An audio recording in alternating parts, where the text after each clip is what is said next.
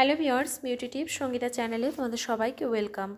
আজ তোমাদের সঙ্গে শেয়ার করব নারকোল তেল কিভাবে অ্যাপ্লাই করলে এবং খুব সহজ পদ্ধতিতেই আমাদের মুখে কিন্তু কোঁচকানো মুখ, কালো দাগ, ছোট ছোট ছোপ ছোপ পড়ে গেছে, এগুলো কিন্তু একদমই ফর্সা হয়ে যাবে। ত্বক কিন্তু একটা ক্লিয়ার সফট একদম ত্বক তোমরা পেয়ে যাবে। তার জন্য দেখো কিছুই না, জাস্ট একটা নারকোল তেল নিতে হবে মুখে মাখার জন্য। তোমরা যদি এর থেকেও ভালো নারকোল তেল পাও নিতে পারো, কিন্তু মোটামুটি 1 চামচ নারকোল তেল নিয়ে নিতে হবে। নারকোল তেল কিন্তু আমাদের সূক্ষ্ম রুক্ষ ত্বককে নরম মোলায়েম করে, তার সাথে সাথে কিন্তু মুখের দাগ ছোপ এবং অবাঞ্ছিত কালো দাগ ছোপ এগুলো তুলে দেয়। এবং নারকোল তেল খুব ভালো যাদের স্কিন কুঁচকে গেছে তাদেরকে টান টান করতে সহায়তা করে।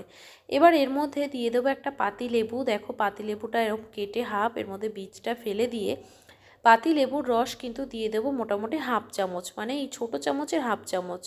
তো পাতিলেবুতে প্রচুর প্রচুর ভিটামিন সি থাকে বন্ধুরা। এই ভিটামিন সি আমাদের ত্বকের গভীরে গিয়ে মুখে কোলাজেন প্রদান করে, চেহারা টান টান এবং চকচকে বানিয়ে দেয়, কিন্তু তার সাথে সাথে যত দাগ ছোপ আছে সেটাও তুলে দেয়।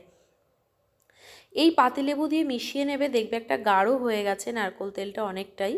এর মধ্যে দিয়ে দিতে হবে পিওর মধু। এই মধুটা দেখো আমি সবেই এনেছি, এটা একদম ওই বলে না গাছে যেই মৌমাছি মধু চাক হয় সেই ভাঙা মধু, ফুলের মধু।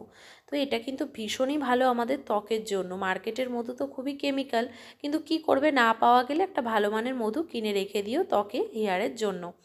তো দেখো এখানে 1 চামচ মতো মধু দিয়ে দিলাম। মধু কিন্তু আমাদের ত্বককে যেমন গ্লোয়িং বানাবে তেমন সফট বানাবে, তার সাথে সাথে লোমের গোড়া থেকে যত রকমের ময়লা আছে সেগুলো পরিষ্কার করতে খুব তাড়াতাড়ি সাহায্য করে মধু। দেখো 3টে উপাদান ভালো করে মিশিয়ে নিলেই তৈরি। এটা কিন্তু প্রতিদিন রাতে অ্যাপ্লাই করতে হবে।